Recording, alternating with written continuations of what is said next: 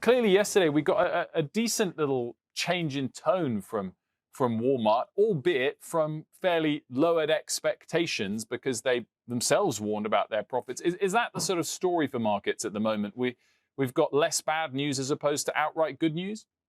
Well, yeah, and of course it's mixed news because when you look at the housing starts yesterday, they were down big time. And housing, of course, is one of the leading indicators for the economy. But within the consumer discretionary sector, we got companies that are very much very economy oriented, and some of those that are not. And no matter what happens, people need to shop at Walmart, and even Home Depot uh, is susceptible to being able to run well with the economy slowing down. So we're going to continue to see mixed news because even though the economy has recovered somewhat, the Fed is pounding the economy down with its rises in interest rates to try to decrease inflation.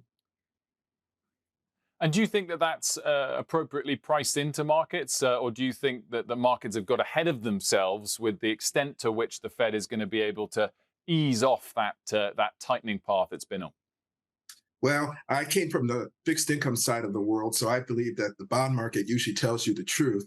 And the big inversion in the curve, one of the largest that we've seen in a long time, tells you that the stock market is probably ahead of itself, running while you have such a large inversion in the 210s curve.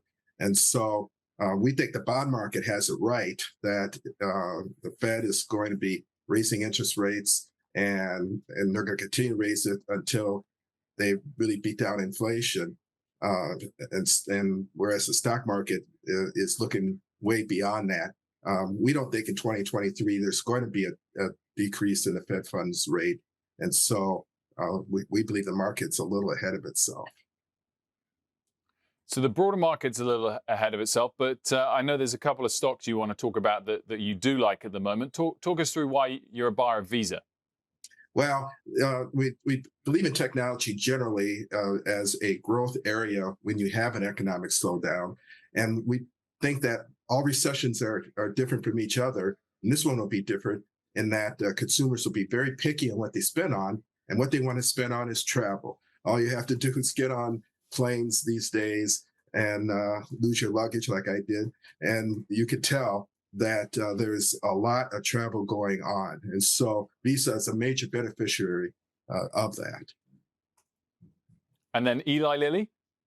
Yeah, Eli Lilly is our number one healthcare pick. They have this great diabetes franchise that has usually made it a higher than sector valuation. And now it's about at the sector valuation. And so we think especially long-term investors should be buying Eli Lilly here so that they can continue to participate in what's unfortunately a growth industry, diabetes.